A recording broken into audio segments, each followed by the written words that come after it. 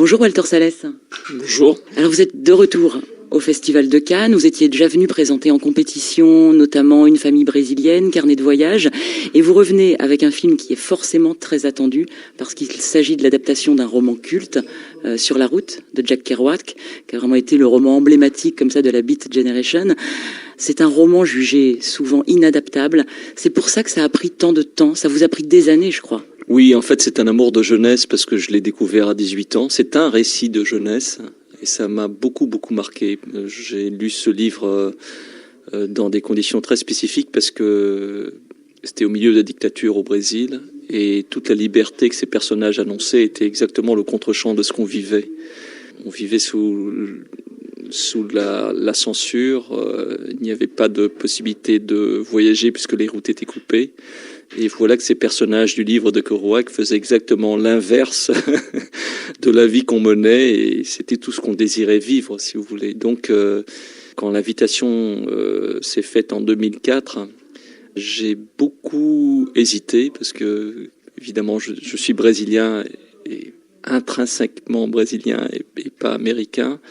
J'ai demandé à faire un documentaire à la quête du film possible. Voilà, j'ai mis 6 ans de manière intermittente à faire ce documentaire et c'est ce qui nous a permis de faire le film.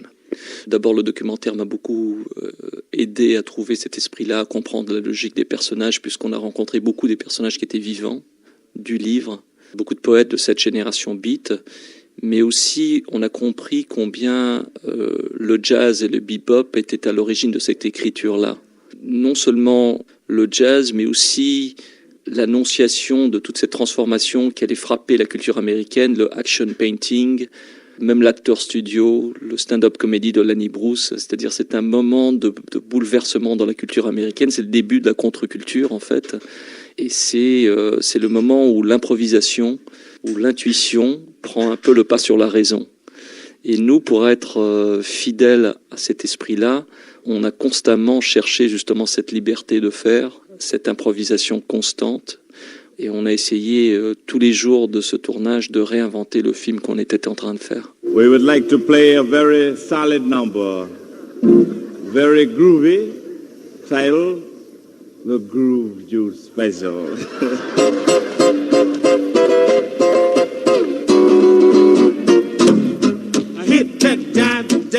Vous parlez de toutes ces transformations, c'est la fin des années 50. Effectivement, ce roman préfigure tous les mouvements de libération qui vont avoir lieu. C'est la contre-culture. En quoi est-ce que, selon vous, ça résonne aujourd'hui ? Oui, c'est une bonne question et je dirais qu'on s'est toujours demandé qu'est-ce qui en ferait un récit contemporain, essentiellement contemporain. Écoutez, Sur la route, ça revient ou ça prône l'idée qu'il est important de vivre chaque moment comme si c'était le dernier, de vivre à fleur de peau et pas par procuration. Et cela aujourd'hui, au moment où la télé-réalité est dominante, à un moment où on vit virtuellement, parfois un peu trop, cette idée de ressentir à fleur de peau, je pense qu'elle est vraiment centrale. Et on a eu des retours de personnes de 16-18 ans qui ont vu le film et qui ont réagi d'une manière très charnelle. Et c'est exactement, voilà, c'est ce qu'on voulait. Si on réussit à faire passer cette sensation de chamboulement que le livre a suscité, on aura accompli vraiment la mission. D'ailleurs, on peut voir aussi votre film comme le livre d'ailleurs, comme un éloge du mouvement. C'est ce que disaient les personnages, ils veulent être en mouvement, c'est presque une règle de vie. Le mouvement, pour vous, c'est la vie et c'est le cinéma ? Écoutez, c'est les récits sur le mouvement qui m'ont amené justement au cinéma. Je pense à Profession reporter d'Antonioni, je pense à Lys dans les villes de Wim Wenders, Au fil du temps aussi de Wim ou Paris, Texas. Et ces films étaient fondateurs parce que je me suis complètement vu dans ces personnages qui voulaient se redéfinir, qui étaient en crise existentielle et qui avaient besoin de voyager pour mieux comprendre qui ils étaient et d'où est-ce qu'ils venaient. Wenders le dit très bien, il dit on ne comprend vraiment qui on est qu'à distance.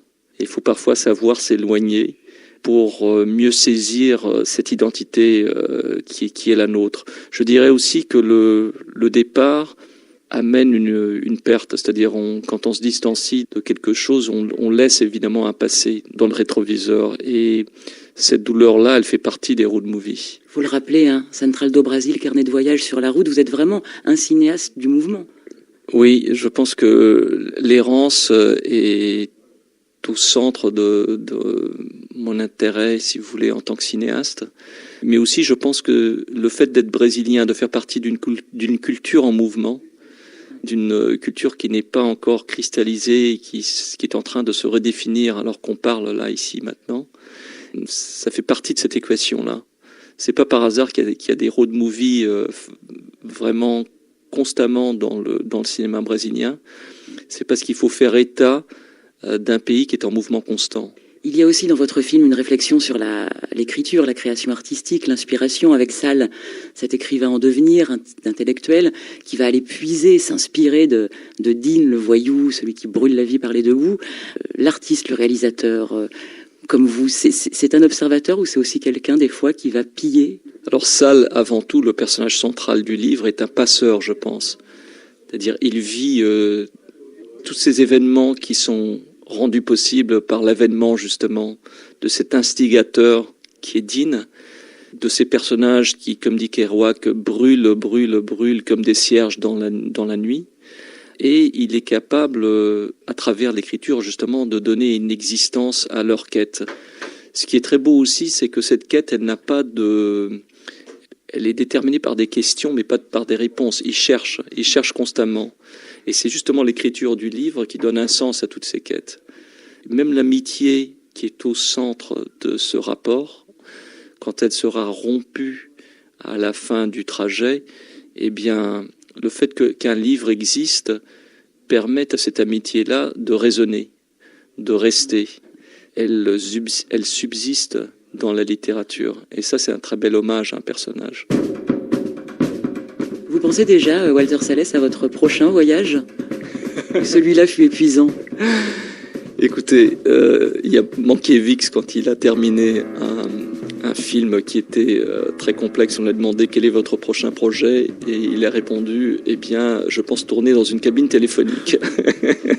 Alors, je pense que je vais chercher une cabine téléphonique qui soit très proche de chez moi, à Rio, au Brésil, pour le prochain film. Merci Walter Salles et bon festival. Merci à vous.